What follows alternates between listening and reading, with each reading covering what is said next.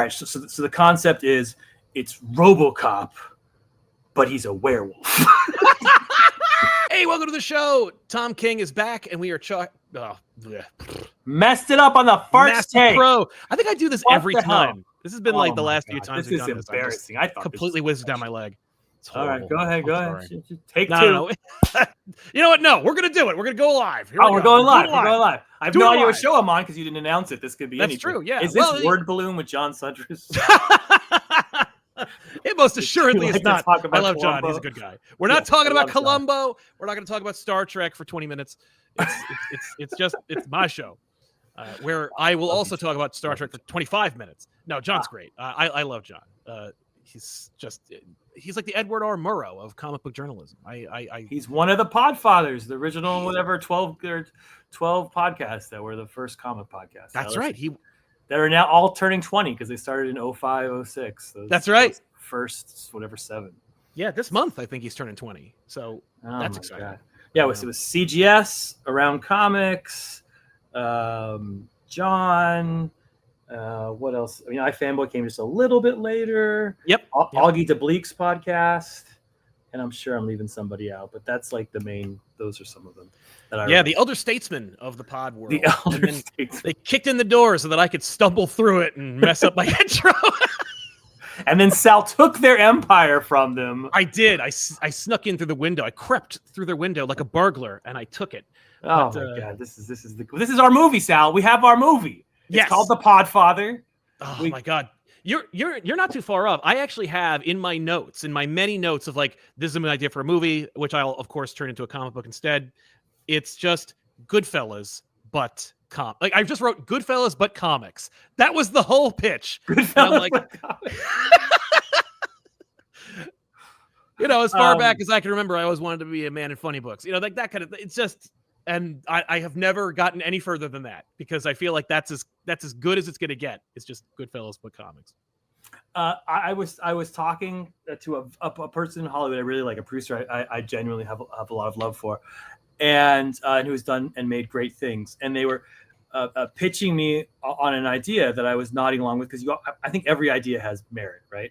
Sure. And I won't say exactly what the idea is, but I'll give you sort of the metaphor for what the idea was, and he was basically like, all right, so the concept is it's Robocop, but he's a werewolf. Oh my God, are you kidding me? That's fucking awesome. And I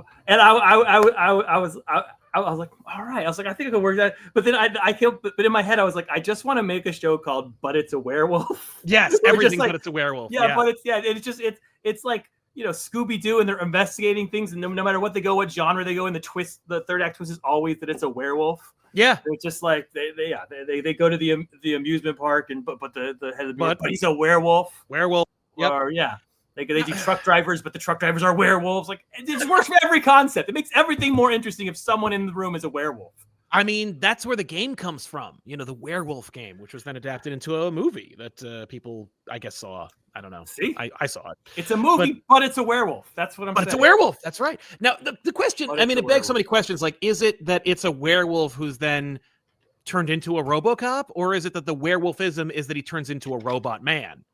Like if he smells motor oil, he turns into a Robocop. Like, just trying to think of the moon trigger, and I'm drawing a blank. But that's why you get the big bucks, man. It's just that's I can't wait to see Robocop. But it's in the middle of the night, being like, what?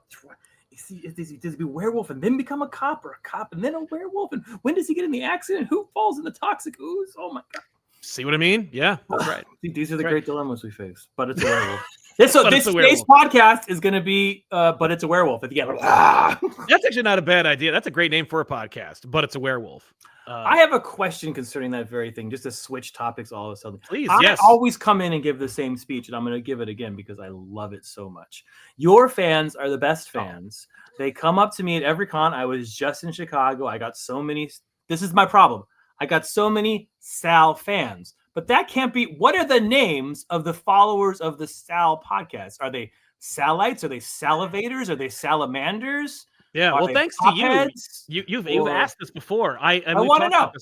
Very briefly. I'm glad I have this. Because the Tom King effect has permeated the zeitgeist of our own infrastructure here. Good. Sally's.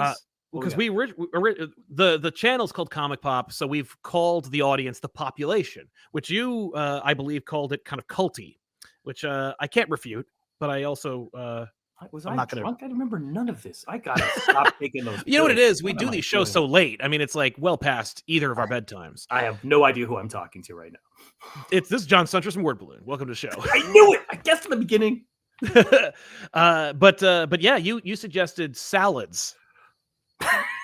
And the audience grabbed right onto that. So occasionally, occasionally they will say salads, but I'm fighting against it. I'm like, no, it's the population. That's what we call the audience that watches the show. The population. That is very culty. It is. I stand by my.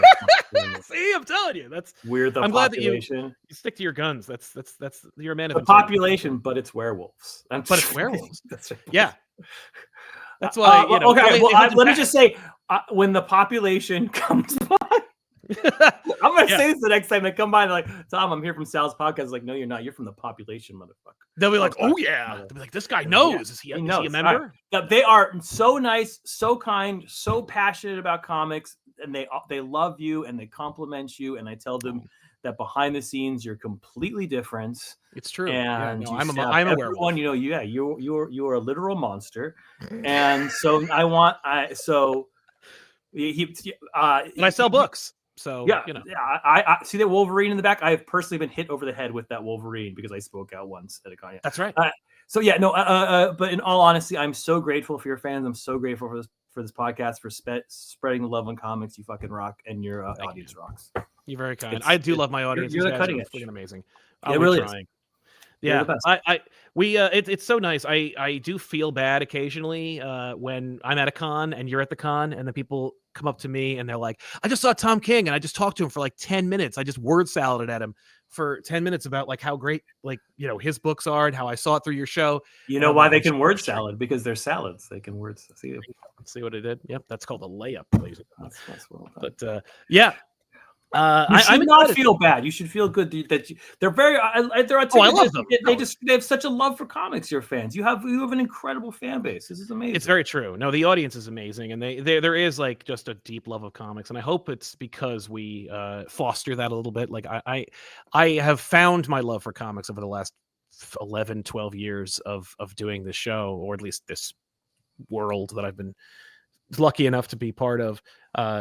Because I used to read comics as a kid, and then I dropped it like a hot potato for a good chunk of time. Like I have a couple of blind spots myself where like I just did something else, which I think is important as a fan. Like I think no matter what your fandom is, like I think it's important to leave it sometimes and then do other things, and then it brings you perspective and it gives you an opportunity to kind of like divorce yourself a little bit. Because I think if you're too close to it, you can't really see the forest for the trees. You can't like be critical without also being fanatical, and it's something that I'm really I find myself trapped in it once in a while, like because I've been eating, breathing, and living comics for at least 11, 12 years. Again, I'm kind of like, well, comics are important. Like this, Jack Kirby is a god, and I know that like me from high school been like, what's this guy's problem? No, I was the same as you. I dropped out of comics when I was 16 and sort of had to pay gas for the car and couldn't afford comics anymore. Yep. And then came back to it 5 or 6 years later when I was in Iraq, and my mother sent me like a care package with like Bendis and Miller and this whole sort of revolution. So awesome. I had that. I went away. I was very much the prodigal kid who came back with a sort of a flame stronger than what I was. That also allows you, I think comics are, and I love this about them. I'm not saying this is a weakness. They're a nostalgia medium. There's something that reminds you of a gentler time, of a better time, of a more innocent time. And that's a weapon that we constantly can use in comics, because we can both induce that, which is a wonderful feeling, and we can, undermine it, which makes you feel uncomfortable. Watchmen being the great example of like, here's something you remember from your childhood, I'm going to put grown up crap on it, and that's what makes it feel deep, is the mix of, he obviously just like fucking puts it on the paper naming the perfume nostalgia, but like that part of comics and that's why so many people are in love with the medium, is because they lose it for a while and they go back to it and they remember, they have that it invokes both a childhood love for them and an examination of their childhood, who they are now, because it's commenting on that as they go on. I think that's just very common and very important to sort of the whole medium as a whole. It's true. There's a commonality there that like we share, where there's always a jumping off point, but hopefully there is also a jumping back on point when it comes to comics, and just being like, I've reached critical mass. I can't anymore. But yeah, it's yeah. I have gotten to a place in my career which is brand new to me, and will be there for the rest of time, where I am now old enough. I've been doing this for officially more than 10 years, a decade. Yeah. And have written a bajillion comics, that now there are people who grew up on my stuff I was writing 10 years ago, had that journey, ran out of money, had to go to school, had to pay loans, whatever, and then came out on the other side with a little cash, they could buy comics again. And now they're coming to my table and they're being like, I read you when I'm a kid. What's your next thing? Like, that's a new phenomenon for me and for my generation. Josh Williamson, who well, we talk about this. It's like it's a little bit of a revelation, being like, oh wow, that's where we are in our careers now. That now we have raised a generation of comic book readers who are coming to us to get sort of the high they got from us when we were younger. The way I would go to Bendis or Miller or even like they weren't big when I was a kid, but like I go up to a Walt Simonson or even a Mark Waid, who's still my colleague, who I was. Who has a career that of such envious length that blows my mind, and do that. So yeah, it's new and it's going to be around forever, and I kind of love it. So it's okay. Yeah, I'm glad that you've embraced it. I'm glad that it's not like something where you're like, oh, I'm uncomfortable with this concept. I don't want to be this inspiration point for people to get into the medium, and I just want them to read it and kind of forget about it. This is not you. This is. Oh no. Yeah, no, I don't have that. I wish I do. Another writer I love, Brian Azzarello, who's like everybody's grumpy grandpa. Big time. Yeah. And like he has that wonderful attitude of like, go fuck yourself. I do it for the art. I just love it. I love it about him. But that hides a deep passion for the medium. 100%. And a guy who cares about every single panel and every single page he writes and wants to give you his best every time. But I wish I could project that kind of gruffness, but I'm just like, you read my comics as a kid, you're awesome. I crumble like a little baby. I'm terrible. It's true. You are very affable and magnanimous. Anytime I see anyone go up to your table, I remember being very critical of your Batman run and also meeting you at a booth. And I remember being very intimidated because I read your resume and I was like, this guy could kill me in 6 different ways. And I went on the internet and said like, friggin' Alfred in a bat suit, what a bunch of bullshit. But obviously that's adorable and kitschy. And there's, if it was good for Adam West, it can't be bad for, it was a little bit of bullshit. I think it was fun. That was not, we're not going to get into it, but that was not my issue with the run. But you were so friendly and so approachable, and I was just like, oh man, I kind of feel bad. But it's so great to see you interact with the audience, because there is clearly like a love for not just the medium, but also for them and for their enthusiasm, and it's this feedback loop, and it's always very like inspiring, and folks should know, like, you should definitely, if you see Tom at a con, at his booth, obviously, go there and strike up a chat, because he's such a sweet guy. I've been, that's the one, I've been through some big lows in my career. I put out shit that people really didn't like. I put out The Wedding. I put out Heroes in Crisis. I love those things, and I have fans who really love them. But having been through the process of making something people hate, and now there's some distance between it, when people come up to me and tell me they hate it, we can bond over that too, because to me that's like a sentimental moment. It's like, you cared about my books and you hated it, and that actually kind of means something to me, that you took that seriously and you took that story seriously, and you dissected it and realized what really disgusted you about it.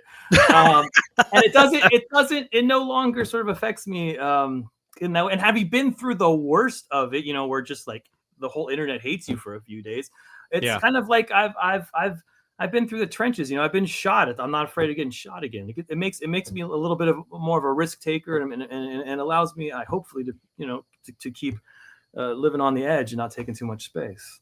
Yeah, I mean, your bibliography speaks for itself, and your risk taking. I mean, just the fact that not only did you deign to approach a 100-issue Batman run, not only did you do an event that literally takes Wally West away from the thing that they put him back on the scene to do, but also you did it. I had noticed. And damn, like, and it's so vindicating, I think, to enjoy your work and to see that kind of audacity and go, and it's really good. You know, like, especially Rorschach is one of these books where I'm like, and it's a really good book. You know, it's audacious and it should not exist, but it does, and it justifies its existence in so many different ways, and is harrowingly relevant, more so now than when it was created, and I'm thankful for that. Which reminds me that a similar work that is also available finally in trade. I think people will finally actually pick it up, because I know that when it was coming out, it was a smaller book, not as much amplification, but Animal Pound, such a great series. Yeah. Hey, we won the Ringo for best comic of the year with that book, so we did. Some people read it. That's right. Oh no, that's true. Yeah, at least the council did. But at least the council did. Yeah. Yeah, I love that series. I remember, I think I read the first issue and I was like, oh man, this is gonna be sad. And I dropped off it, but then we were gonna do a show together, and I was like, and it was sad. And there was no bones about it. But yeah, it's in trade / hardcover. It's in hardcover now, and it's in hardcover. It's sold out already. So it's going to a second print, and hopefully it'll be out soon in second print. It's sold like hotcakes. Who knew? I guess people wanted to read. I know. I pre-ordered it. I picked it up. It's still technically in shipping, but which may account for why I haven't gotten it yet. The fact that it's sold out. Yeah. I love how it printed. It's beautiful. It's a beautiful little hardcover. It's the Peter Gross art is just absolutely mind blowing. I cannot speak loudly and enough about what he did with that book and turning so many pages of cats and dogs in one small environment of an Animal Pound into something that seems kinetic and emotional and pulling and unique. I mean, there were scenes where he was drawing like 50 cats in a page. Yeah, it's true. And he decided to draw them, like originally I had envisioned that book as I had done some small work with Bill Willingham back in the day on a Batman run, just like 4 or 5 pages in an issue. And I originally pictured that in Bill Willingham style, just I worked in that before. And when we got Peter Gross, that's kind of, I had sort of much more cartoony kind of style. And even Gross is a very cartoony is a oversimplification, I realize. Sure. But just I think it's a way for us to talk about comics a little bit. And I pictured Gross to kind of do his more cartoony kind of style that you might see in like a Books of Magic. But no, he decided to go in this much more realistic style, and it works so well, and it's so hard, and it's so compelling, and all the humor and all the madness and all the sadness in that book is in his art. Just absolutely blows you away with the art. That's out. That book was not read by many when it came out, but it was read by one guy, Stephen King. Yes. Threaded and tweet. He doesn't tweet. He threaded or blue skied about it. Yep. A few times, and so to me that was the greatest victory ever, because I'm a huge Stephen King fan, and that like to me the whole book paid off. That I can't believe Stephen King read something that I wrote. Is that your first interaction / like recognition from Stephen King, or is have you guys had any occasion to? No, as far as I know, that's it. That's all I got. That's really cool. Yeah, that's my first Stephen King. It's not my coolest celebrity thing that ever happened in terms of book fandom. Have I told you my Kareem Abdul-Jabbar story? No, I don't think I've ever heard your Kareem Abdul-Jabbar story. This is a far story, and this is a sad Tom's. You can tell why my comics can become sad. My father, who when I was he left when I was 7, kind of left my life, and then kind of came back in with the grandchildren. Not that kind of father, but we still know each other, and we're still we still love each other like father and son. But he could not give a bleep that I write comics. Like, comics to him are a medium that's just kind of not, he's never read anything I've ever written. He just like, he's like, I don't understand I read one thing and then the other thing. It's just, no, I'm going to go back to reading my philosopher books. He's very kind of high flute, my father. Interesting. I mean, I'm kind of throwing him under the bus. He's nice about it. He's kind about it, but it's not his thing. Yeah. And so even as I've risen in comics, he's kind of like, oh, that's good.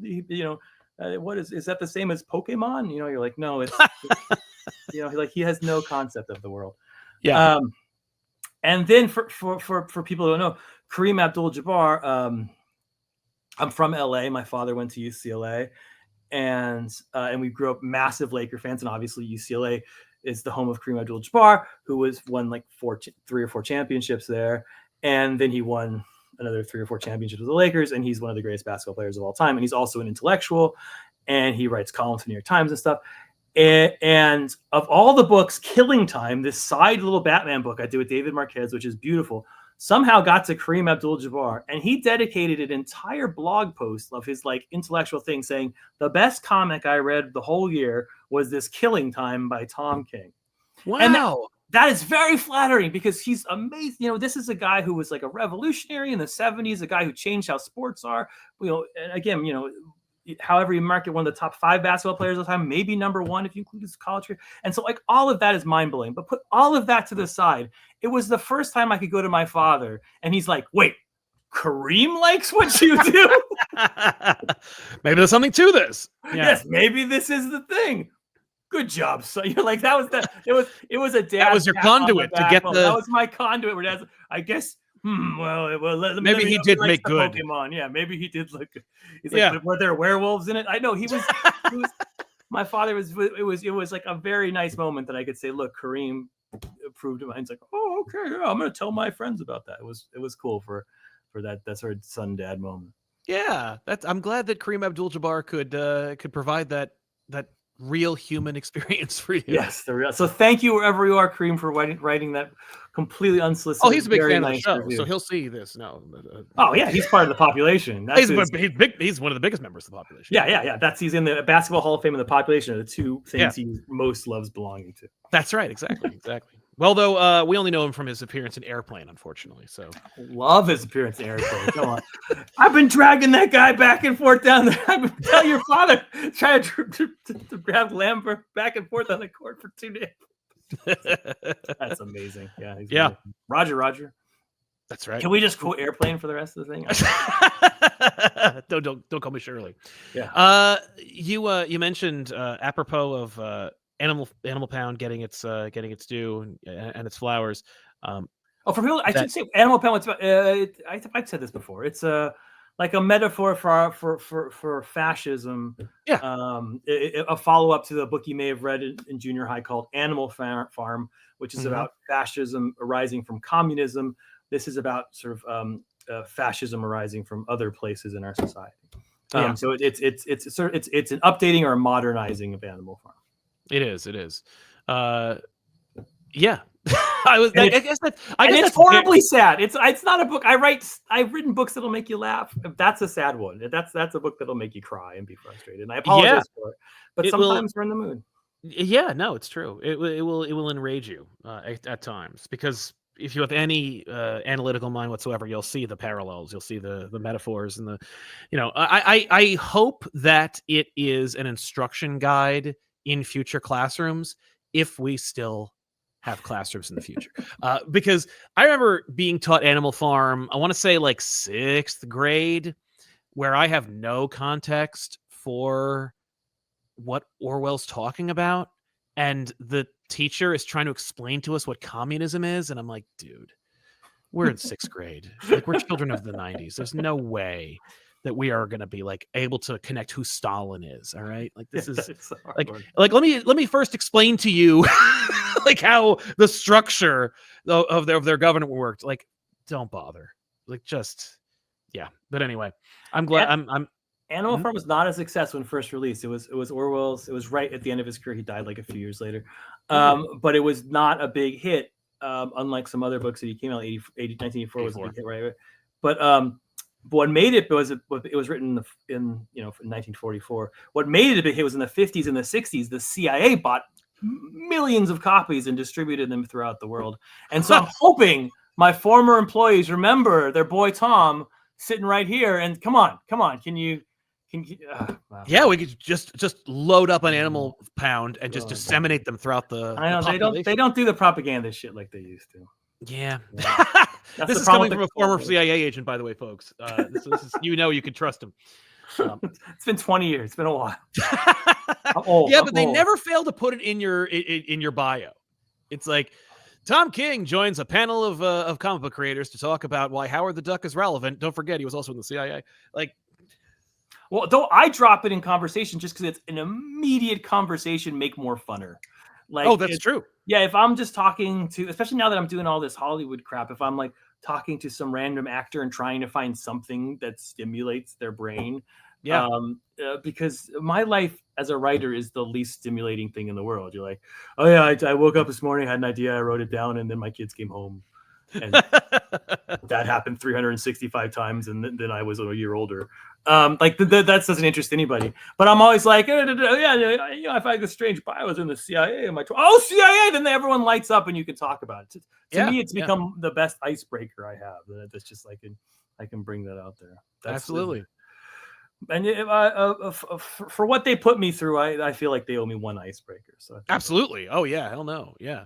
That's the Christopher Lee effect, because Christopher Lee was in this. I guess it was the SSA, whatever they called it back then. He was basically a James Bond. Sure. And he did. There was a sequence that they deleted from Return of the King. I feel like everybody who's watching this knows exactly what I'm about to talk about. But if you're not a big Lord of the Rings fan, hold on your hat. But what was it? It's a deleted scene. It's in the book too, but not in the same context. But Wormtongue kills Saruman. That's how Saruman leaves the story, and he stabs him in the back. And Peter Jackson is directing Christopher Lee, screen legend. How he should react to backstabbing, and Christopher Lee just turns to Peter Jackson and says, "Do you know what it sounds like when a man gets stabbed in the back?" And Jackson's like, "No, I made the Frighteners. I have no idea how it sounds." Well, I do. And it doesn't sound anything like that. And proceeds to explain to him how, like, they don't make a sound. The breath is captured from their throat. And he's like, well, then why don't you just do whatever you did back in the day? And we'll just film that. So yeah, I feel like there's no way that Chris Lee didn't tell that story at every cocktail party. He's like, do you know what it sounds like when a man is stabbed in the back? I was telling my kids, they're old enough now, they're asking about like the war experiences and stuff. Sure. I was talking about getting shot at, because that's a kind of a joke in my family where I was like, the spaghetti's overcooked. Don't worry, I've been shot at. I can overcook. I'm changing the tire. I've been shot at, And they're like, Dad, what was it like to be shot at? And I was like, in all honesty, like my actual reaction the first time it happened was hysterical laughter. I could not believe that anyone would want to shoot. I'm a nerd from West Los Angeles, and I'm in the middle of this rural war zone somewhere on the other side of the earth, and that someone cared enough to like why would anyone? It just seemed it seemed airplane levels of absurdity that I would hear bullets whizzing by me, that I was like, what? No, this is ridiculous. This is just a ridiculous thing that's happening. And that was my honest reaction. I remember we were driving home and I just started laughing. I was like, this is stupid. I can't tell you. I wouldn't write that in a book because it doesn't sound like emotionally honest to the moment, but that's the actual thing. I got to tell you, not to, I don't want to put this out there for anybody to steal, but like that is cinematic as hell. Like that image is pretty friggin' powerful. You mentioned earlier that your comic book work is narrowing, which sounded kind of ominous, and I'm excited to kind of delve into it. What does that mean? You're doing fewer books than you have in the last 10 years, is what you're saying. Yes, Tim Seeley, my very good friend, told me very early in our career. Tim was a mentor to me, even though we're the same age, and he was very kind to me when I first came on Grayson. We were co-writing it, and a lot of people in that position be like, "Who the fuck?" I'm trying to swear, but who the hell is this new writer? Yeah. Go away. And I've actually seen that been done before. And Tim instead was like, new writer, come here. Let me show you how cons work. Let me show you how comics work. Let me show you how audience reaction, how to do an interview, like all of this stuff. He was just like casual and kind about it. I can't speak highly enough of Seeley. And And one of the things he told me, I was like, how much do you write? And how much do you write as a comic book writer? And he's like, try to have 4 books a month. That way you're always working on something. And that way you're writing basically a book a week. And being a crazy person, I took that advice and held it on like a grip for like grim death for 10 years. Yeah, like grim death, like have 4 books, write a book a week. And especially during the pandemic, I became very productive and wrote a bajillion books. But now I'm entering this new phase of my career where there's a lot of Hollywood stuff coming in. Some of which you obviously know, what the Lanterns. I heard something about that, but I'm not really plugged in. And then there's like many other projects. Oh my god, they're launching. They're launching the whole DC universe, and I was sort of involved in that from day one, and I'm still involved, and I can't believe what's coming, and I'm incredibly in love with it. But because of that, for the first time in my life, I am telling editors, I don't want those 4 books a month. I can't sort of do them because I'm writing TV series and movies and all this other stuff. Which is not to say I don't want to do. Comics are my first love. It's the most fun thing. I think it's more fun than Hollywood. It's also the thing that I still like the most. As much as I love movies and I love them, I like comics even more. So I don't want to get because right now I have enough Hollywood work that I probably could make more money if I just did Hollywood stuff. But then I would just go into that Hollywood hell where you wouldn't hear from me for 10 years. And I've seen other friends of mine disappear into that and just go away. And then they come back 10 years later and maybe they don't have it. Or maybe they're Frank Miller and they come back and they give you 300. Like that can also happen. Yeah. It's a gamble though. It is a gamble. I am not going to do that. But instead I'm doing, like I said, I'm narrowing it down. So I'm going to stick with Wonder Woman. That's that sort of once a month, always deadline, and then keep doing, a mini series on the sides besides Wonder Woman. The next being Trinity, and then we have one planned for after that, and that'll sort of be my comic book production. I have some little indie projects that I've already written that will come out. But it's definitely a narrowing, especially since you're now seeing. I was so productive in COVID. You're seeing the last of my COVID books came out, Helen and Black Canary, which the last one launches this week. Yes, are my last COVID books. They just took a long time for Sook and Bilkis to draw them, and so now those are all gone, and now it's just it's narrow. And it's weird. It's very weird to not. I'm used to every Wednesday having a book out or 2 books out, but now I like Wednesdays go by and there's nothing in the stores for me. It's kind of it's true. There was a huge window during one of our live shows that I do every week with my wife where we talk about like the new books that come out, where I'm like, well, and here's a Tom book that I got to talk about because I'm reading that, and it's been few and far between. There have been it's been trickling out where I'm like, oh, Black Canary came out, and so I guess we'll talk about that. But yeah, it's true. Do you how do you think you will challenge yourself to remain in that world as continue? Because I know, because of my own tangential connections to the the Hollywood machine, not to the point where I'm helping to architect an entire cinematic universe, but certainly I've gone to some premieres and stuff, but I've seen I've seen a little bit behind the curtain, and I know it's so much time commitment. It's not just you're working with writers and you're coming up with ideas. Like it's like a little bit of that, but it's also just meetings and conversations and emails and follow-ups, and it's just there's so much that will pop up. You're sitting there like, maybe I'll sit down and like actually take a second, and then boom, you get an email or you get a message or you get a Slack thing, and it's like do you find that you have time carved out for comics again, or that you'll have to at some point kind of like look down the road and go, this is just going to be like a dearth for a little while? Like there's just going to be an emptiness of comics for you? I mean, I don't think so. Number one, because I'm committed to this Wonder Woman 100. I don't think I can pull it off. I think it's probably impossible. But I am committed to trying to do 100 issues of Wonder Woman. Mm-hmm. The sales are very nice on that book, so DC's very happy with sort of where we are, and they're green light all ahead. And that'll keep me. I'm just about to pass the quarter mark of that, but just to get to 25. So I'm 1/4 of the way, and I've been on it for 2-3. So I have like 4 years left of that. So I'm not giving up on Wonder Woman. You're gonna get a whole bunch of that left. Number two is that the oh my god, his name bounced out of my head because I'm old and stupid. And I wish I was young like you, Sal. But William Goldman, there you go, came in my head. In his famous book on screenwriting, that if you're a screenwriting person, I'm sure you've read, he said, and I took this very seriously, again, like I took with Tim Seeley, where I probably should take these things so serious. Sure.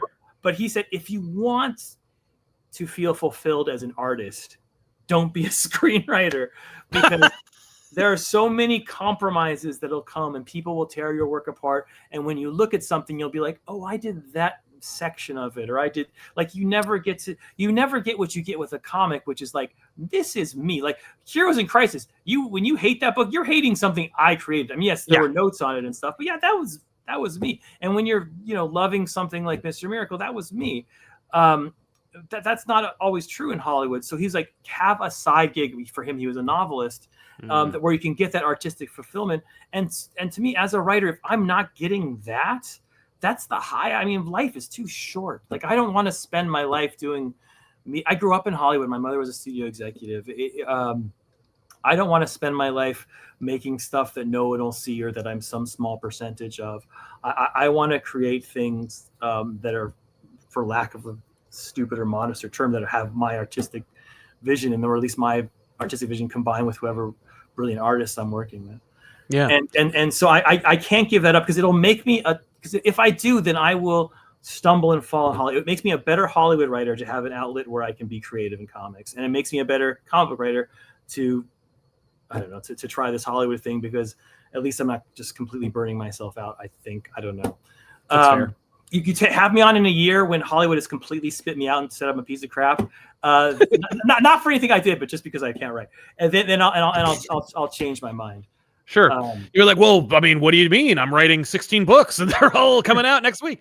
Do you? But I don't want to think of comics like that. Some people think of comics as like, oh, I do Hollywood crap and comics are like my safety net. Not to me. No. Comics is like, that's where I live. And then sometimes I do Hollywood stuff on the side. To me, that's always my main job. If someone asks you what I do for a living, I'm a comic book writer. That's what I want to be today. That's what I wanted to be yesterday. That's what I want to be the day I die. I'm a comic book writer. That's what I do. That's fair. Do you ever miss writing novels? God, no, absolutely not. No, it's horrible. Because of course, as we get further and further and deeper into your career, as you've switched gears into comics and into Hollywood, people forget about A Once Crowded Sky. And I'm wondering if, that was, it's obviously a very different animal to writing comics, to writing, TV shows and whatnot.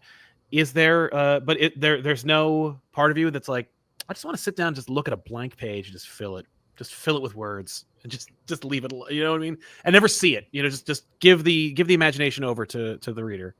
There's, Animal Pound's a good example. I had this idea. I came with a show. I was like, oh, I can see what a sequel to Animal Farm would be like using, different terminology.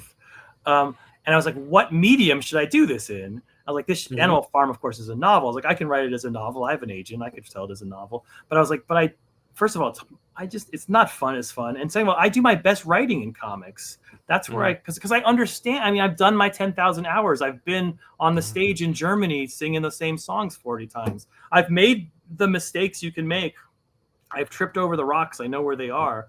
And I know how to, I no offense, but I mean, that's the language I speak when I'm, it's like the Matrix. I don't see the code. I see the comics.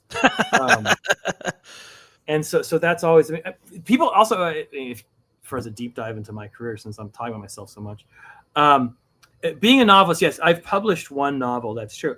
But, of course, like most novelists, I wrote a shitty novel before that novel called Carry the Three. Boy, it's a bad piece of work. If anyone wants to know what it's about a guy, and this is such a me concept, who proves mathematically that God exists. Okay. But he's the only one who could. Oh my God. He's the only one. he's the only one smart enough to understand the math that proves it. So it's like you have to have faith in his math. That's such a Hey, Good Will Hunting is about Matt Damon being so smart that he can make Harvard professors feel like idiot. Like that won an Oscar for best original screenwriting. So that was so it was like Good Will Hunting, but much worse. it was like Pie meets Good Will Hunting. I guess. It was really bad, and it was called Carry the Three. How clever. And then came a Once Crowd Sky, and then it takes novels, unlike comics, take 2 years to get published from the time you finish them to the time they maybe even longer than that. And so in those 2 years, I wrote another novel called The Winning of the West, which no one has seen the light of day. I've tried to sell it, nobody wants to buy it. It's about my war experience. And then so that was 3 novels I wrote, and then I wrote a 4th novel, which was called The Sheriff of Babylon, or The Sheriff of Baghdad back in the day. Sure. And that was the novel that I had finished it, and we were just starting to get the publishing process, and Vertigo gave me the deal to make the graphic novel, and I turned that novel, which was fully written, into the graphic novel. It was like an interpretation of the novel I written. So I spent 5 years of my life writing novels. I only just published one of them. Or one and a half. Kindle or something. Sheriff. Oh yeah. God, no. Who would want to read that? I don't know. That sounds fun to me. My one of my college professors wrote, when I found out he wrote a novel, I immediately bought it. I was like, I gotta read this thing, and it was not great, but it was so insightful, and it was like really telling. There was something revealing about it that like only books can be for especially when it's clearly autobiographical. I look at Once Crowd Sky and I look at it as me learning how to write. It's like I'm experimenting with different styles. Like there's comic books in there, there's comic book scripts in there, there's different perspectives, and it's a little embarrassing. I'm like, oh, I did this not good, and there's some like concepts in there not good. But I like the idea of the whole thing, the idea of a world full of superheroes who all lost their powers, and are now sad and looking in their navels. It's a very me kind of idea. It does, it's like what if all the superheroes were looking out the window at the rain and crying? But I whenever I sign that novel, I'm always like I read it. And I was like, I'm sorry, it was okay. Right. But if do you want to know a secret here, Sal? So if you go on Kindle, in between my novel and my first comic book work, which was with Grayson, with Tim Seeley, with the exception of a few little short stories, that's years where I was not making any money, and I had to pay bills and such. And I got one gig, which was Amazon was trying to monetize fan fiction at the time. They had a sort of they had a whole new this was like an Amazon we've got a brainstorm. Everyone loves fan fiction. Can we make money off of it? Yeah. And so they hired a bunch of writers to write fan fiction and paid us, I don't know, it was like by the word, at the 10 cents or 25 cents a word. And then they put that up on Amazon, and you could write as much as you wanted. And I needed the money, so I just wrote very long short stories because it's like, how many values can I put into this sentence? And I was hired to write Valiant fan fiction, and I wrote 2 Valiant fan fictions, and you can still find them on the Amazon Kindle app. I haven't read them since. They're probably terrible. I do not vouch for them at all, but that was my published work before I got into comics, or 2 Valiant fan fictions. That is outrageous, given that Valiant could have called you at any point and been like, "Hey, we've read your work." I was heavy trying to get Valiant work at the time. I pitched them like 7 things, I could never break through. I couldn't break that at all. Yeah, I was like, oh, I have a lead here, yeah, but I never. Yeah. And I always, they had, since I was closer to the CIA back then, I was trying to get like military kind of stuff, and and like conspiracy stuff, but no, nothing. That's nuts. What a world that would have been. I wonder how much different that would have been for you. But those attempts were the ones that are like, hey, we can't give you these gigs, but you want this fan fiction thing, and I made enough money to cover the bills that year. So yeah, kept you afloat to get to the next thing. I am thrilled that a bunch of your work is now available in trade or hardcover. The Elmer Fudd book is now in a nice large format that everyone can read. Now, how did that come about? What was that? Because here's my question. We've talked a little bit about the Elmer Fudd of it all, and as I understand it, we'll never see another one of these Looney Tunes DC crossovers. That's my understanding as well. And it may not be your fault, but I could see Warner Brothers being like, yeah, I don't know if I want our characters doing that. But yet, the Elmer Fudd book is not only critically acclaimed, but also gets this large print version that is available, how many years since that book came out? 5? Yeah, it's been reprinted, I think, 6 times now. That's insane. And now it's an oversized hardcover. The Elmer Fudd meets Batman. Yeah. It's a little miracle of a book. I don't understand why it works.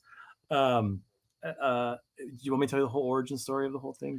I think we have to hear it. Yes, absolutely. It's this is how comics are made, kids, and how now old classic nostalgia comics are made. I was at, I think it was San Diego, or it was either San Diego or New York, one of the big ones. And DC had rented out a bar for the DC party or whatever. And Dan DiDio, our former publisher, who people don't know, Dan was a big kind of Brooklyn kind of guy, and he was yell at you, and he'd have the accent, and he'd get you pumped. And he was making his pump you up kind of coach going into the game speech, which is always popular among nerds. Oh yes, that's very good, Danny. And his speech, he's like, I've got the greatest idea. It's gonna blow the tops of everything. And he's yelling, and he's going, we're doing Looney Tunes meets DC. And I remember thinking, I was like, oh my god, that's pretty dumb. But you want to be positive because he's your boss, and you don't want to go back to writing Valiant fanfic. So I'm like, oh, that sounds cool. I could see it in my head. So we're gonna do, when Batman would go into a Scooby-Doo, Batman would go into Scooby-Doo. Adam West would go into Scooby-Doo's world. They'd have little silly adventures. And I was like, so it'll be like Batman in a Bugs Bunny world, and they'll have little things, and they'll shoot him, and there'll be bat season or whatever. And he goes, no. We're not going into their world. They're coming into ours. And I was like, oh, this is a real dumb idea. Oh no. And I turned to the great James Tynion, who was this is at the beginning of our careers when we were still sitting next to each other and had no lines, and now James slowly taking over the world, which is wonderful. And I turned to James Tynion, and I cocked an imaginary shotgun to mock this idea, and I said, shh, I'm hunting Batman. Which is not a funny joke because there's no R's in that sentence. Right? You're like, who are you trying to be right now? Yes. And so James just gives me a look like, what the fuck is this about? He's very nice, James, but I wasn't getting a laugh from him out of this. And so I was like, I get it. How stupid would that be? And nothing, 0 laughs from James Tynion. And so then time passed, and I forgot all about it. And I was like, that was something that happened. And I have to do my 4 books like Tim Seeley told me to do. Yep. And Dan calls me on the phone, and he's like, Tom, wait, which DC Looney Tunes are you doing? And I was like, I had not given it any thought at all. 0. Yeah. And but my boss is on the phone, and I have to pretend I'd given it so much thought. So I'm like, I've been thinking, and I was like, the only thing I had in my head was the stupid joke I had made to James Tynion. That's all I had. The one he hadn't even laughed at. Yeah. And so I'm like, what if a Batman meets Elmer Fudd? And he's like, great, love it. When can you get it in? I need it soon. I was like in a week? And he's like, yep, that's great. 30 pages or whatever. It's 38 pages. Yeah. And I think he said, and Lee Weeks is going to draw it. And I was like, Lee Weeks? What? You mean followed Frank Miller on Daredevil? Lee Weeks? And I thought that was a stupid thing. And it was being edited. This is a small little detail, but it was being edited by Joe Cavalieri. And for people who don't know, Joe Cavalieri is kind of a legendary editor figure. He created the second Huntress, the one that's Helena Bertinelli, famous, Helena Bertinelli. and has been around that was his last. I was his last gig. He was coming out of. He was retiring after many years in comics. So that was very cool that I got to work with him. And so I had to write it in a week. I had no plot. I had nothing. And so as you know, I'm this huge film noir fan. That's kind of where that's another huge nerd of mine. So I was like, well, I'll just write it as a noir because that's the easiest thing to write because I know it very well. And I'll just watch a few noirs and get that rhythm in my head. And I've stayed up very late at night, watched a lot of noirs, and got the rhythm in my head. And I was like, I learned from my James not laughing experience that I need some people with R's in their names. So I was like, it's got to have a femme fatale in it. And I was like, I looked up Batman Girlfriends. I was like, oh, Silver St. Cloud, all sorts of L's. Yes, L's and R's. Those will be perfect. Then I added her, and then I wrote it as like this straight up noir, which it's so stupid. I mean, it's like this. The stupidest thing in is like when the Sylvester character gets Batman knocks him in the nuts and says, "How your succotash are suffering now." I mean, that's that dumb. It's that dumb a book. Yeah, no, the book really crosses into zany territory when they get to the bar. Like it's one thing where it's like, okay, Batman, Elmer Fudd, okay, yeah, because Elmer Fudd kind of carries over into the rest of your Batman run after this. Oh, yeah, that Porky's is in there. Porky's remains, but once you get to Porky's and you meet the menagerie of Looney Tunes as Batman characters, it's just like, oh, that's what we're doing. God. That was. Oh, I get it. Yeah, that was unbelievable. The little Tweety bird. Yes. Where he's talking about seeing a stripper's putty tat. It's not good. It's not. I'm not proud of it. Yeah, it's an obvious joke. But again, it needed to be in. Like it's one of those things. And you had Marvin the Martian as like the paranoid guy in the corner, just saying he's gonna blow up the planet because it's blocking his view of Venus. Yeah, that's genius. Yeah, and then when it was drawn, Lee Weeks was drawing it. I literally called Lee Weeks. That's the only time I've ever in my career, and I said, "Lee, you were drawing this too well. You were working too hard on this book."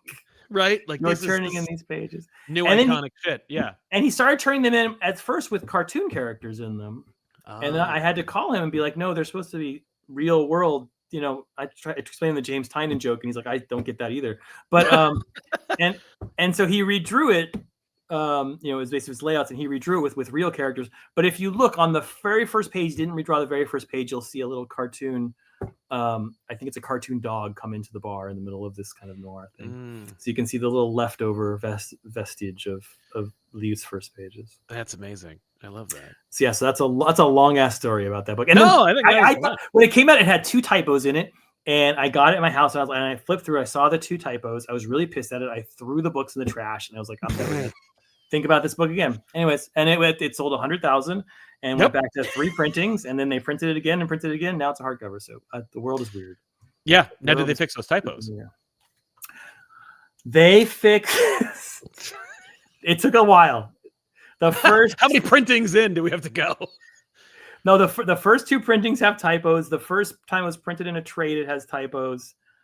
I think the ones they did for Batman Day have the typos, but the ones in the hardcover do not have the typos. I think that's the first clean non-typo version. Whew. All right, good. So the new copy they can get is unblemished. I'll call it the director's cut. It's 2 things. I can name them to this day. It's one thing where sort of they cut back to Fudd, and he says he's like Bruce. Like someone says to him, Bruce. Silver St. Cloud says Bruce Wayne, and then Fudd goes Bruce Wayne with the W, and they just put the W as an R. But Bruce Wayne, I was like, that's not ruins the whole joke. The whole page the point of him being in the book is so he has W's for R's. So he can have W's. That's the whole thing. That's the whole premise. And then there was another line where Bugs got a line of his was dropped. So eventually, this is me. I'm crazy about the stuff I write. I get anal about it. I apologize. I would expect nothing less. You are you're writing some amazing shit that really is hitting people where they live, and so it's like you might as well be a stickler for it being correct at the very least. Meanwhile, today I was writing a 6-year-old Trinity running through the Bat Mansion chasing a corgi. Yes. Now talk about the Crisis of Infinite Corgis, because I understand that what was it? Belen Ortega wanted to draw corgis. That was how it started. That it started with, we were again New York Comic Con. Man, I really should keep going to New York Comic Cons where all the good ideas are.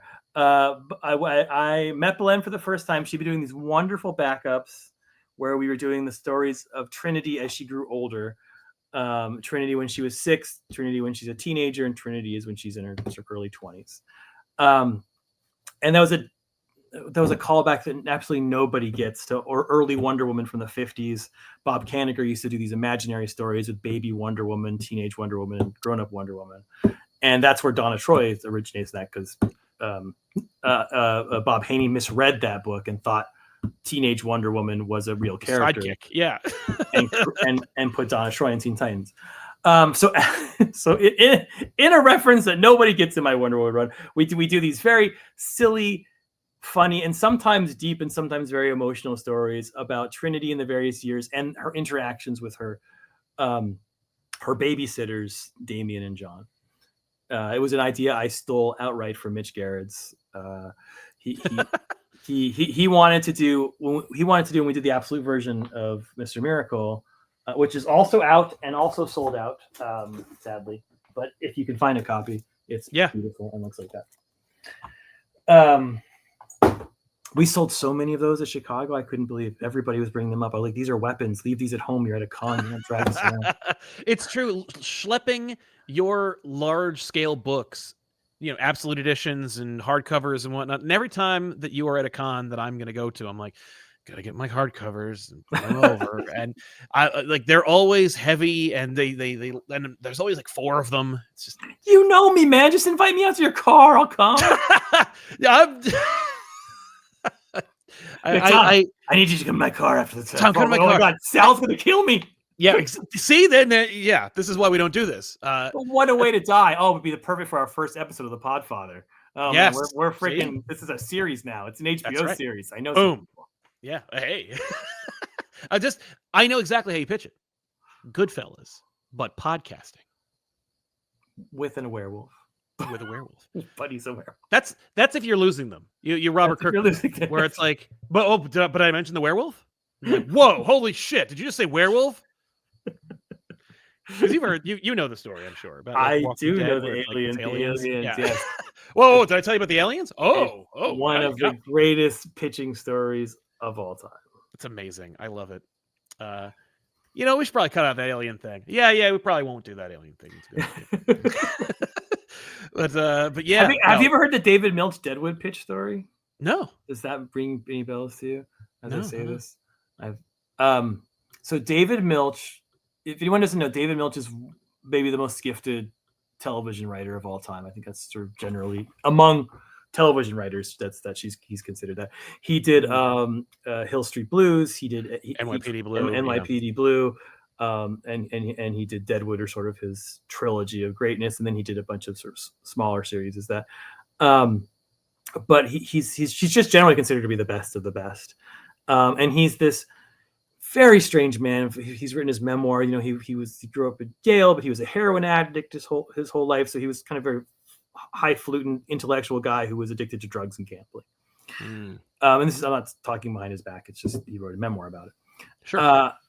But anyways, he would come up with these ideas for shows that were very intellectual. It was like all about, like, my theme is going to be, the blood that makes the plants of freedom grow, like that kind of stuff. Like, he wouldn't go in being like, but he's a werewolf. Like, he'd have like, yeah. And he went in and he had researched for an entire year of his life, Rome, because he had this idea for talking about power structures and how they worked. And he was going to do this show on sort of Caesar and Rome, and how everything sort of flowed that way. And he did all the research and read 30 books on the topic and gathered this all. And he went into HBO. He was still working in NYPD, the last season of NYPD Blue. And he walked in and he was ready to talk for an hour about, like, these great themes and this. And as he started, they stopped you, like, we just want to start you. We're so sorry, David, but we're already doing this show called Rome that's already in production. So we do you have anything else? And in the middle of the pitch, he's like, well, let's make it a Western. And in the room, he changed same theme, same power structure, same founding of a nation, all that stuff. And he changed it to Deadwood. And that's how Deadwood was pitched. He made it all up in the moment based on his Rome pitch, just switching everything to a Western. I picture it in Zoom because I'm always pitching in Zooms, but I probably was in a real room back then. So it's a very famous Hollywood story that a lot of people tell. How can you not be romantic about Hollywood when you hear stories like that, right? I mean, like, yeah, that's awesome. Anyways, we're way off topic. Helen Woodhorn. Helen Woodhorn is also out on trade in hardcover. Everybody, and also sold out. I'm sorry that none of my books are available. They're coming. I know. There's more coming. Yeah, I'm to blame for that. I bought 2 for my wife. One we got from a comic book store that did they have the remark and stuff like that. That's signed by you and the OK Comics. Yeah, that's wonderful. Yes, at OK Comics. I was like, this is the only way I'm gonna get Emily to sign this damn thing. I love the image. She ain't here. That thing. She did a little book play. Yeah, I met Emily. We met in England for something I probably can't talk about. Can't talk about. You guys can guess. And that was the first time I met her, and she was a gem. I don't know. That's awesome. It was very weird because we never actually talked to each other, not on the phone, not on Zoom, not on nothing. Really? We had worked together for 5 years, just via emails, and you're always scared out of mind that she'd hate me and never want to work with me again. And it's true. She said, "I'll never work with you again." She's like, "Stop pitching me things on Rome. I'm only doing Westerns." Right, exactly. And but she and Matthias, the colorist, were there, and we hung out in London for a whole week. And she's just the best. I think she's one of, if not the best, artist in comics. And I know your Eisner committee, you're out there making plans right now. If you're not nominating Bilkis, what are you doing? My God, yeah, for Helen, that's the best art can be in comics. It's true. What is there any thinking about doing a trilogy with her? Since you did Supergirl, you did Helen. Oh, are you kidding? Yes. No, I approach Bilkis like this. I have my hands up. I'm on. Bilkis, Mitch, Smallwood. Yeah. And those 3 people, I just think they're just the best that comics can produce in terms of what they can do. And you're just, when you're working with that kind of talent, you don't even have to write good. Like, I don't, Human Target, are there words in that? I don't even know. It's so I begged. I was like, whatever you want to do next, please. I feel like I threw some of my other writers. I mean, obviously I worked with Daniel Sempor, who's probably the best mainstream superhero artist in the country. And who's Ryan Sook on Black Canary. Oh, Ryan Sook, one of the geniuses of our medium. Sorry. They're all good. I'm sorry. Those were the 3 names that came up first. Because they're the people I'm currently begging, because Daniel and I are working on scripts, and poor Ryan just finished 4 years of working on Black Canary, and it's going to take a break. Yeah. But Black Canary is beautiful. The last book comes out. It's this weekend. It made me cry when I read it, and it might make you cry too. It's very. I hope so. I'll bet. Yeah. This is one of those books, folks, where it's like, oh, that'll be fun. Oh man, it's fun. It's people punching each other in the face. Yeah. I understand it's to link this whole episode to John Suntress. I believe John was inspired one of the characters in this book. Yes, the two announcers. I mean, John is I am not a huge boxing fan. John is a huge boxing fan. And my friend Michael Cronenberg, who's often on John's show, and the 2 of them are huge fight people, and they write, for fight magazines and stuff. And they're always trying to get me into that world I can never get. But as a dedication to those 2 friends, I based these 2 announcers, not on them because they're ridiculous in the way they talk. It's my most fun thing to her. It's ridiculous. That is. It is absurd. It's one of those things where, oh god. No, it's got sort of that's more taken from wrestling, how they talk over the top and all this. Yes. Yeah, when I read it, when I read Black Canary, I read everything except for them, and then I go back and read what they've said. Because it's so much nothing. But it's so brilliant and poetic that I'm like, I have to dedicate the time just to them. So I go, oh, geez, here they go. And then I just read the book, and then I'm like, that was amazing. And then I go back and read what the hell what they said. And I'm like, oh, my God. I cannot tell you how much I overwrote Black Canary. Not in the form it's in. I think it's perfect in the form it's in. Yes. As you look about Black Canary, people who read my books early in my career are like, Tom, this is nothing. It took me 10 seconds. I didn't get through my one poop, as we've talked about before. And Black Canary has so many words on it. It's full. Like that'll take you a while to get through. And I can tell you that when it hits my lettering box with Clayton, it has probably twice as many words. I have cut out half of the balloons to get to there. When it first comes, like you cannot see Ryan's art. It is basically all balloons with no art, and I have to sort of please take these out and throw out so many of my, because I wrote it in 2021, so I'm kind of reading it with you for the first time in a few years, because I wrote it all at once and gave it to Ryan before he that's cool. drew one thing, so he had all 6 issues Nice. Together, and knew the ending, which, you know, when I wrote issue 1, I didn't know the ending. I had no idea if she'd win or lose that match. I was kind of as eager as she was to see what would happen. So in that way, I can read the words and see which ones. But it's still, to this, even looking at it now, you flip through, you're like, man, this is a lot of words. Yeah, it is a lot of words, because those announcers are very chitty chatty. Oh my god, yeah. But it's also like, well, it's great. It ends. I believe it comes out on the 7th. People pick it up if you haven't already, because it's just. It is. This is the and end. then I really love the ending, and then it'll be followed up with the big thing. Yeah. I couldn't be more proud of that book. I think it's up there with those things I just mentioned with Human Target and Supergirl. I think it'll stand the test of time. I think it's that. I agree. Well, it's a great opportunity to have like a Black Canary, like hardcover out there. Like it's so important to have like a seminal or evergreen tome for characters, especially characters that aren't like Batman. You know, where it's like,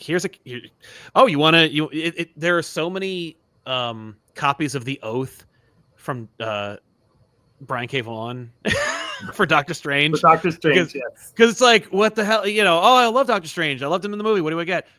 Just get The Oath. Here you go. Like, it's just, you know, oh, I want to get into Vision. Well, you just get Vision. Here you go. It's nice to have those. It's nice that I have a few that are associated. That's nice. Yeah, it's nice. Yeah, well, that's cool. There's a Batman omnibus coming from you that collects your run. Finally collect. Well, they're doing. DC's doing a lot. Again, I think because what we talked about earlier, the kids who read my Batman run have taken their break and are now coming back. So now there's a big demand for that Batman run. So they reprinted the trades. They're doing soft covers to cover 25 issues. Now they're collecting it in omnibus. So there's like 3 different forms being printed. But yeah, the new omnibus. I just wrote the big afterwards for it, and it's gonna have an intro by Jamie Rich, the editor, and and it's collecting we're finally getting that run all collected together. And it's gonna include everything. It's gonna be the Batman Fudd will be in it. Killing Time will be in it. Oh, really? That's awesome. Batman Catwoman will be in it. All the sort of it'll I think whatever it is 104 Batman stories that I've written, that they'll all be in there, like little things like the black and white thing that Mitch and I did, and cool. And everything where I have touched where Batman is a protagonist of the story, they're going to throw in there and make it just a complete. Does that include the winning card? Yeah, winning card will be in there for sure. Wow, that's awesome. It'll all be in order, like they're debating, and then they debate, like Josh did 2 issues in the middle of the run, but they're kind of connected, so like those will be in there too. So some Josh, and then the Monster Men thing, which I did with Steve Orlando, that'll be in there. Nice. So even includes some sort of some of my partners I work with a little bit. And, I don't know if Tim Seeley's little wedding crossovers will be in there or not, but yes, that stuff that's going to be it's all over. That's exciting. And you haven't done like huge stretches before. Like you're really more a 8 to 12 issue kind of guy. So how is this one of the few omnibuses you have, if any? This is my only omnibus. This is the first. Yes, I have. No, that's not true. Grayson has. Well, Grayson, yeah, yes, but that's very popular. They keep reprinting it. But with Grayson, we only did 16 issues, and I wrote half of them, so it means like I wrote 8 issues, which is a lot less than 103. So it's hard to. I mean, Grayson is big and thick. This is not gonna be one omnibus. I think it's 3 or 4 volumes. I think it's 4 volumes. Mm-hmm. So yeah, it'll break some shelves, but it'll be complete. And they have they send me like breakdowns and yeah, it's wonderful. It's very cool. Nice. That's exciting. Will there be any like supplemental material, maybe some script pages or anything like that? Whatever they want. Yeah, I'm working on right now. They're doing the oversized human target, which will collect the first 12 human targets and have the human target collections don't have the special. They've all been missing. I did a special with Kevin McGuire, right? With Kevin McGuire and Raphael Albuquerque and Mikhail Khanin.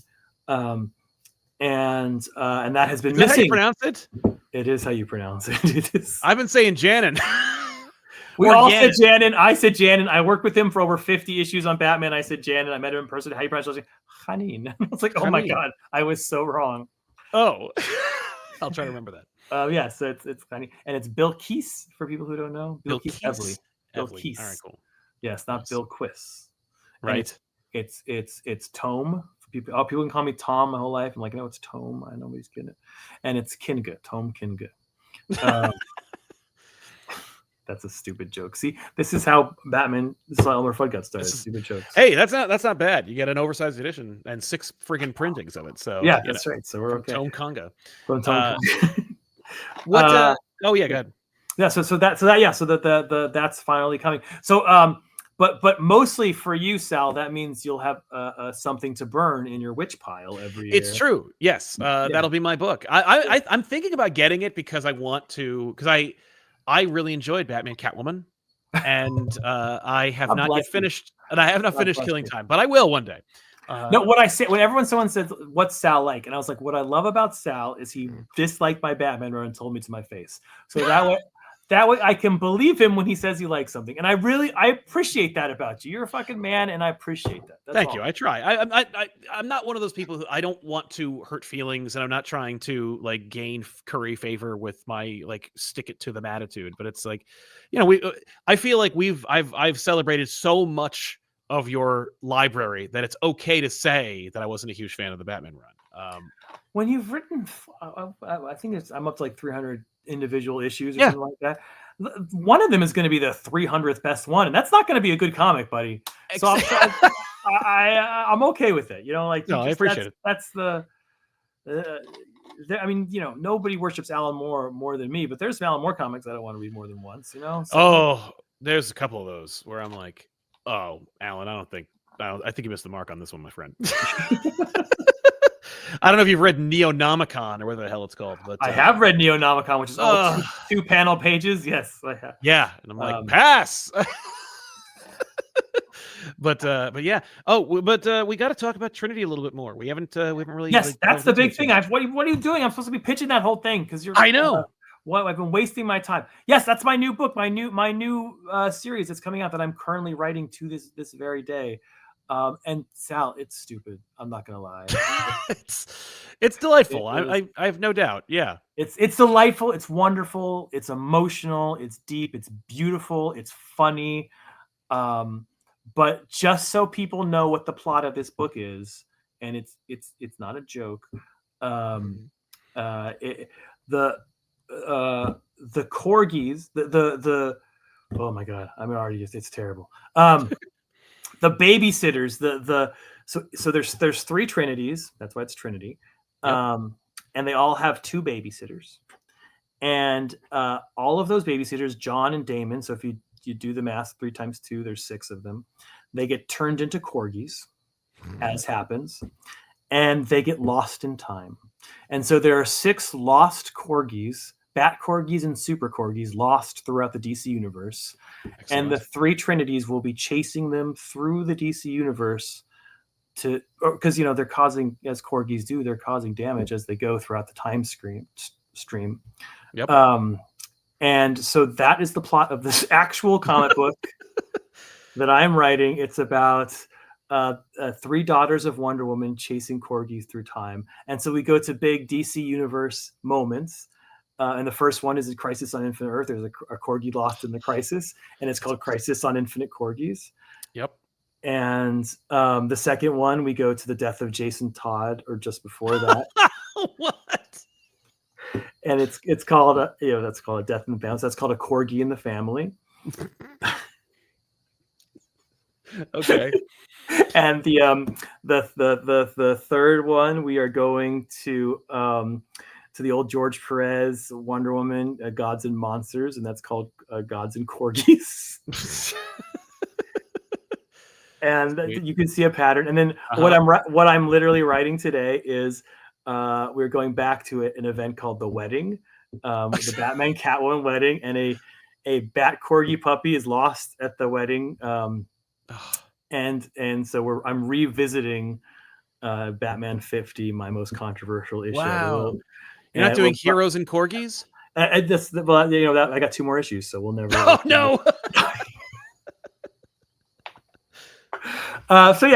So that's the basic concept. But okay, so that's the silly part of it. Yes, it's drawn. It has a little bit of a manga style to it. If you haven't been reading the backups, it's one of my favorite things I wrote. It's the few things that like actual my children actually read and love it, and I mean that like my 17-year-old son is the one who reads it. If you want a vibe, it's a Calvin and Hobbes vibe. That's the vibe you're gonna get. That's a fair assessment. Yeah. It's silly, but it also has an emotional context to it. And then Trinity itself, this series, which is again about all these silly concepts and chasing dogs, and it has lots of jokes and silly moments. It's also about these 3 girls who have lost their father, who obviously Steve died early in the run, and it's about them looking through time, because now they can go back in time. They can try to look for their father. So on one level, it's about a search for corgis, which is fun, but on another level, it's about a daughter searching for her father and missing that in her life and wanting that back. So there's always some deep emotional context to everything, but it's going to be disguised in a bubble of fun and wonderment that's going to make you laugh and just it's going to take you out. I don't know if you've noticed, but it can be kind of miserable out there these days. I don't know what you mean. I don't know if you mean, but if you want to break from the misery, Trinity is your book, man. That's it. That's where you should go. Yeah, it looks like unbridled joy, and I'm excited for that. It's amazing to me, the Trinity of it, especially those backups. Ortega's work is just so infectiously fun and cute, but at the core, you also have to remind yourself as a reader that Tom King is writing it, and I'm often blown away by the tonal shift, the just severe tonal shift between the Wonder Woman book and the backups, and they're all great. But the question, like, but I'm just like, I am in awe at your ability to switch gears tonally and narratively, where the characters, they have a particular way of speaking. Diana in the main series has a very particular way of talking. These characters all interact with each other in a very interesting, kind of distinct way, unless it's Sarge Steele, in which case he just sounds like he's from Texas. But like everybody else, like, but with the Trinity books, I make Sarge Steele for my years working with Tommy Lee Jones on this TV series. I just do Tommy Lee. Oh, nice. Well, that's West Texas for sure. Yeah, we had a deep discussion about it when we covered the first volume on the show. We were talking about like the difference between like the Texan accent and the Southern accent, and that's not Virginian, that's Texan. That's Texas, yeah. That's me channeling Tommy Lee. That's amazing. But it's just it's a shift, but it also is such a fun expression. And it's like, do you ever feel like, man, I'm having a good time? Like you feel the fun that you're having writing it in reading it. And I wonder, like, do you have to suppress that part when you're normally doing like a 6 to 12 issue mini, or is there a part of you that's like, I kind of want to do this more? Like I want to do more fun, all ages, children oriented kind of stories. I mean, my like obviously like old movies, but like the directors I admire, like George Stevens and Howard Hawks, they're not the guys who were like, I'm gonna make the same movie over. I'm gonna make a western and a western and a western, or a crime and a crime and a crime. They're guys who are like, I'm gonna make the best crazy comedy. I'm gonna make the best dance movie. I'm gonna make the best Holocaust movie. I'm gonna make the best western. Like they moved from genre to genre, and they didn't be like, okay, in my western, I'm gonna have a great dance thing because I'm great at dance. They're like, no, I'm gonna make the best fucking western I can make. And that's why I try to feel about the writer. I always, whatever project if like, I'm on Rorschach, I'm going to make the best paranoid thriller I can possibly make. And that's the writer I am today. And I have so much fun doing that. Yeah. And if I'm on, Human Target, I'm going to make the best sort of light, Rockford noir kind of thing. I'm gonna make it. I have fun doing that, and so I try to. That's how I approach everything. Just whatever's in front of me is the thing I most want to write. And if you're not having fun, then the reader knows. Like the issues, like we talked about Fudd earlier. I had so much fun writing that, and you can kind of just see the stuff I was excited about is the thing that the readers got excited about. And I think through whatever the magic is that gets passed along. So yeah, I'm not. I'm a huge fan of comedy comics. I'm a big Peanuts guy. We've talked about this. I'm a big Calvin Hobbes guy. I'm a big Bloom County guy. I still read Archie. Yeah, I'm a big Archie guy. I still read the Sunday Funnies every week. I think I'm the last one on earth. I'm the last boy on earth who reads the Sunday Funnies, but I read them with my kids. And I'm a huge. We've talked about this too. I'm a huge sitcom guy. This is Josh Williams and I have this in common. We're big sitcom guys. Like, yeah, you guys were talking about Frasier not too long ago, if I remember correctly. Yeah, we love Frasier. I love Seinfeld. I love 30 Rock. I love Parks and Rec. I love Office. I'm wearing a Friends hat. You can see, Mike. That's one of my. I did notice that. Yeah. Yeah, I'm a huge Friends stan. That's one of my deep nerds. And that doesn't surprise me as you being a West Coaster, because I did not like Friends. I was a Seinfeld guy. Oh no! Wait, I was in New York. I went to school in Manhattan at the time. Seinfeld. Oh, that's fair. And Tom's Restaurant, which is, I don't know, it's named something different. Oh yeah, Monks. Monks, yeah, is a Columbia restaurant. It's like where you would go to breakfast on Sundays. We'd go to the Seinfeld restaurant at the time Seinfeld was coming out.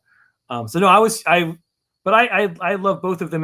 But as I've gotten older, I'm doing a rewatch of Seinfeld right now, and I cannot tell you how brilliant it's the best thing. Oh my god, it's so funny. It's the funniest sitcom that's ever been. Yeah. Do you find you get like more appreciation for like characters you like that you did? Like everyone's cheering for Kramer, but like Elaine is so fucking funny. Oh my god, yeah, no, I all three of them, I just can't believe. Even Jerry is a terrible actor, but just his terrible actorness is so compelling, It is, yeah. Because when he does it, I don't want to wear a puffy shirt. You're like, I don't want to wear a pirate. Yeah, that's I don't want to be a pirate. Yeah. You're like just that weird line delivery is just so perfect for that moment. I was reminded of a clip from that the other day where it's such a weird moment. It never comes up like this ever again. But there's a moment where he's trying to twist off a cap. And he's just screaming. He's like, it says twist off. And then he looks over and Elaine came in when he wasn't looking. And she's just like, looking at him like, I had sex with you. Like, what is wrong with you? Like, this is, I don't want to see I don't want to see this side of you ever again. And it's so funny. And it's such a weird, like vulnerable moment that is not in that show.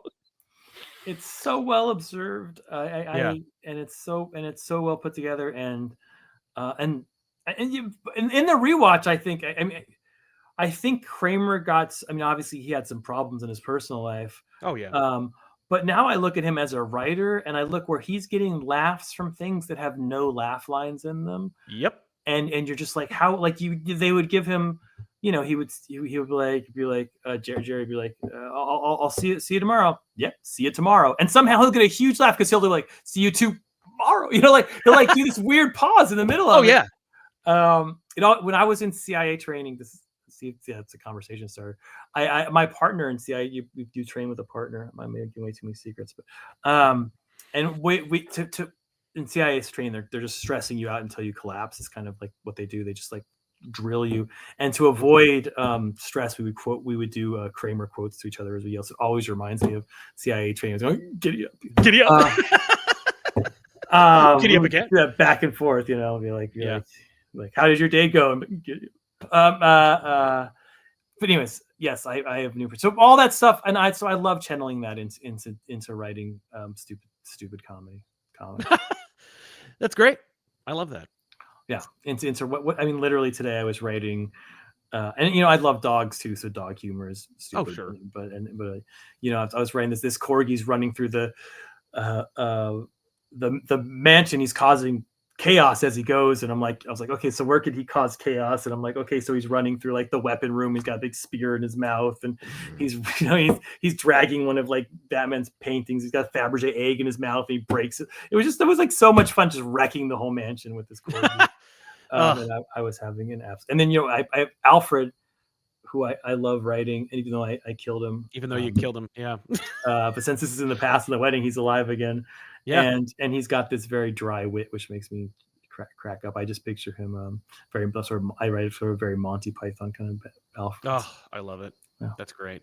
So yeah, that's yeah. I think of David Hyde Pierce when I think of Alfred a little bit. Oh, perfect. Right? Like I just saw him like recently doing an interview talking about that amazing sequence when he's at Frasier's apartment. It's all wordless. It's all set to music where he's like setting up and it all just gets worse and worse until eventually he passes out on the floor and the couch is on fire and it's destroyed. And he talked about it, and like there was a brilliant insight, and I love it. And I want to like keep I keep remembering it so that I can keep it in the back of my mind if I can like approach it in any way, in any creative fashion.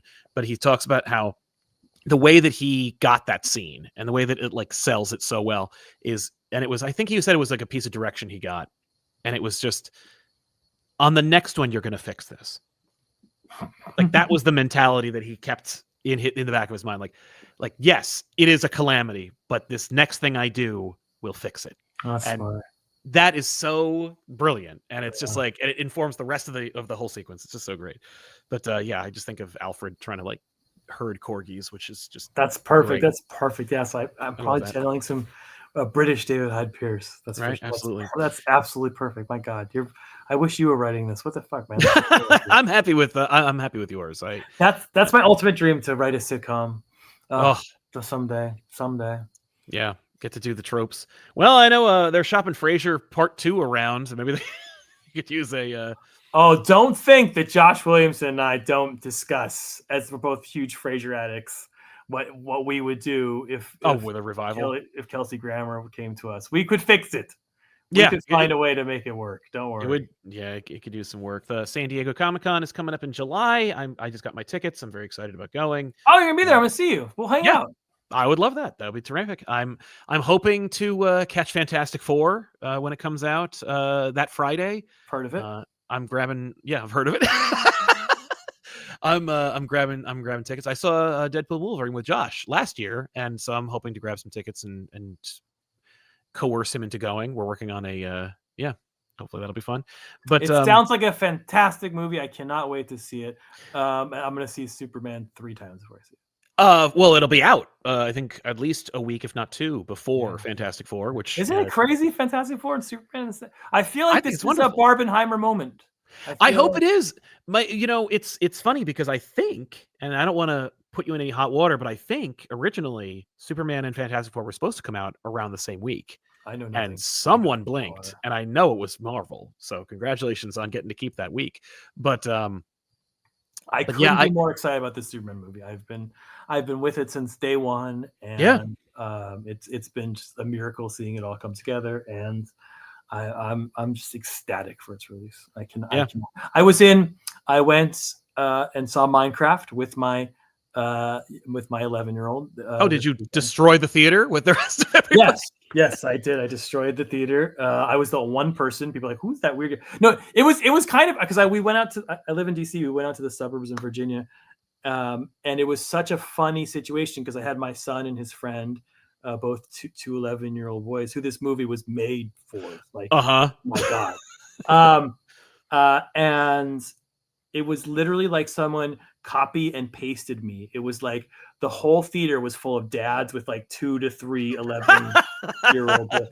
It was clearly like mom's yoga night or something, like all the moms were finally getting the morning off. Dad's taking kids to a movie, and they'll go see Minecraft because that's the one they want to see. So it was a full theater of just dads and 2 or 3 11-year-old boys and some girls. The kids just ate it up and loved it. But my favorite moment in the whole movie was the trailers. They showed the Superman trailer, and every dad, and there were 50 dads in this thing. Yeah, there's one dad for every 2 kids. Yes.